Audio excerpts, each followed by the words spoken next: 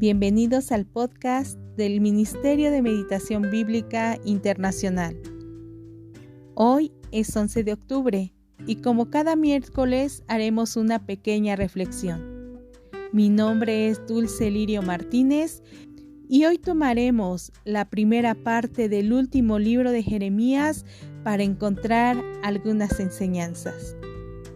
A lo largo de este libro y en las últimas semanas, hemos estado meditando y hemos estado conociendo cómo es Dios. Espero que haya sido de bendición para sus vidas y que sea un aliciente para continuar meditando en la palabra.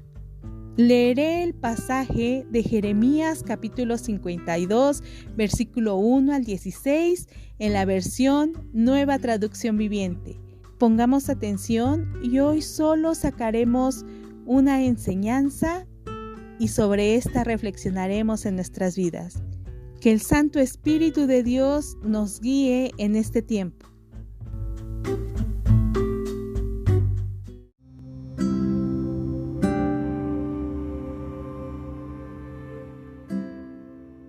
Sedequías tenía 21 años cuando subió al trono y reinó en Jerusalén 11 años.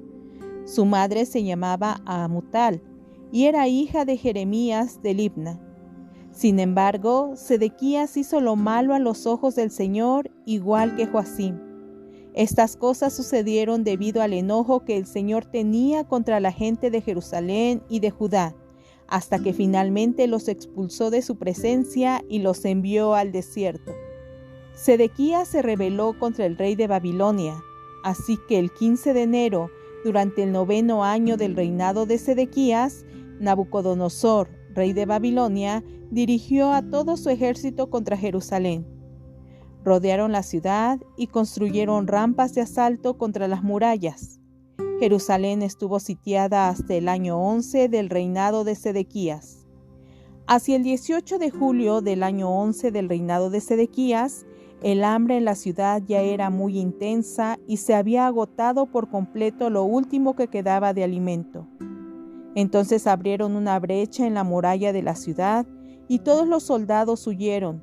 Como la ciudad estaba rodeada por los babilonios, esperaron hasta la caída del sol y entonces se deslizaron por la puerta que está entre las dos murallas detrás del jardín real y se dirigieron al valle del Jordán. Sin embargo, las tropas babilónicas persiguieron al rey Sedequías y lo alcanzaron en las llanuras de Jericó, porque todos sus hombres lo habían abandonado y se habían dispersado. Capturaron al rey y lo llevaron ante el rey de Babilonia, que se encontraba en Ribla, en la tierra de Hamat.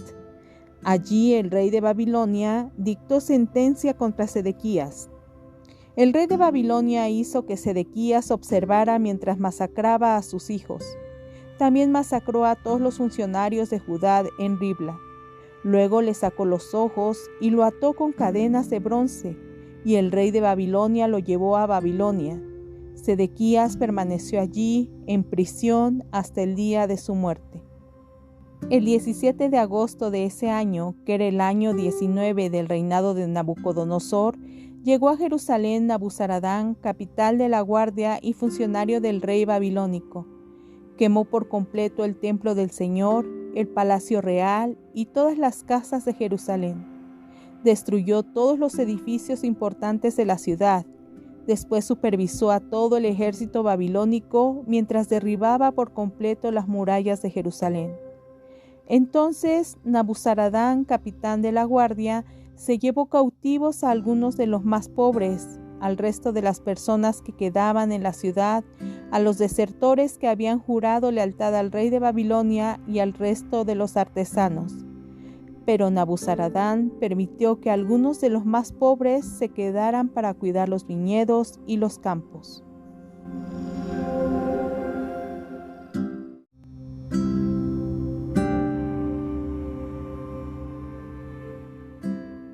El capítulo 52 no fue escrito por Jeremías.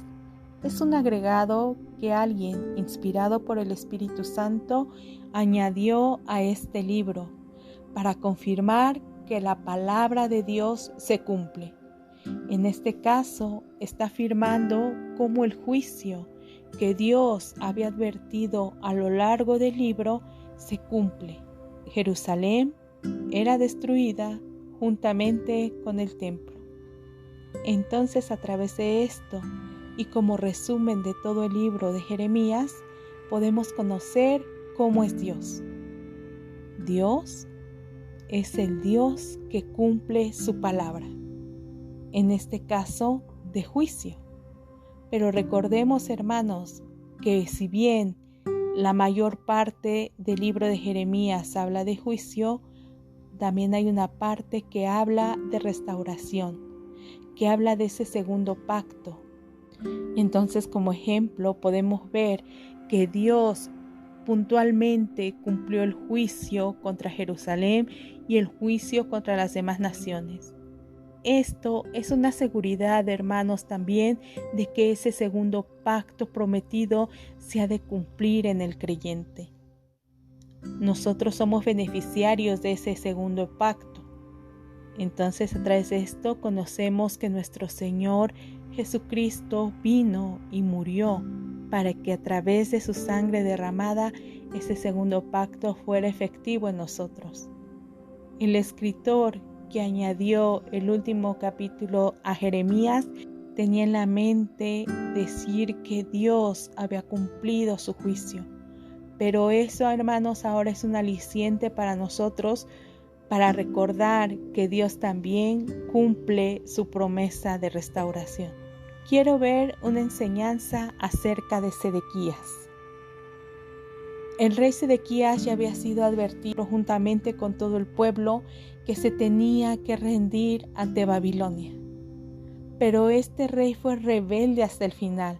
Vemos que se rebeló contra Babilonia y eso causó la muerte y finalmente que se cumpliera la destrucción en Jerusalén. Hermanos, ¿cómo podemos ver esto? Bueno, él rechazaba totalmente la palabra de Dios. Él no se sometía a la palabra, sino que vivía conforme a su razonamiento y conforme a lo que él pensaba que era mejor para él y para el pueblo, sin tomar en cuenta la palabra de Dios.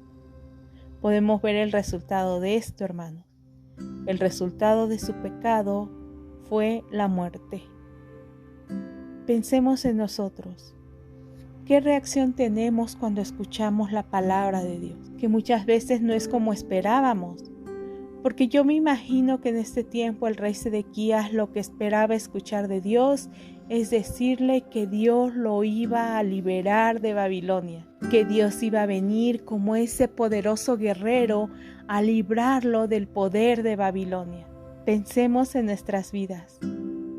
Cuando las situaciones están siendo adversas, hermano, cuando tal vez estamos pasando por escasez, enfermedad, falta de trabajo, ¿cuál es nuestra reacción ante Dios?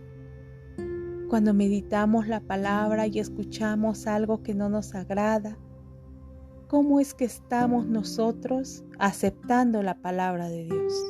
El rey Sedequías, juntamente con todo el pueblo, es un ejemplo de personas rebeldes que cerraron su corazón y sus oídos a escuchar la palabra. Meditemos en nuestro corazón.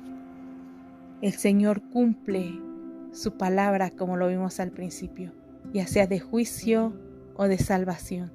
Oremos para que cuando nosotros vayamos a la Escritura y Dios nos revele algún pecado, algún acto de desobediencia, nosotros no cerremos nuestro corazón y nuestros oídos.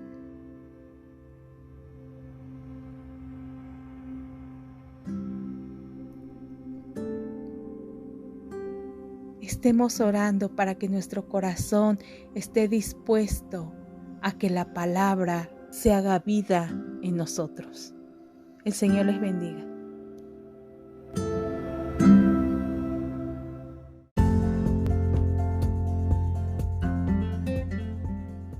Te invitamos a compartir este podcast con tus contactos y amigos y también a visitarnos en nuestra página web www.meditacionbiblica.com. Ahí podrás descargar el calendario de meditación bíblica. También visita nuestras redes sociales y suscríbete. En Facebook nos encuentras como Ministerio de Meditación Bíblica Internacional, en Instagram como Meditación Bíblica y en YouTube como Meditación Bíblica Internacional.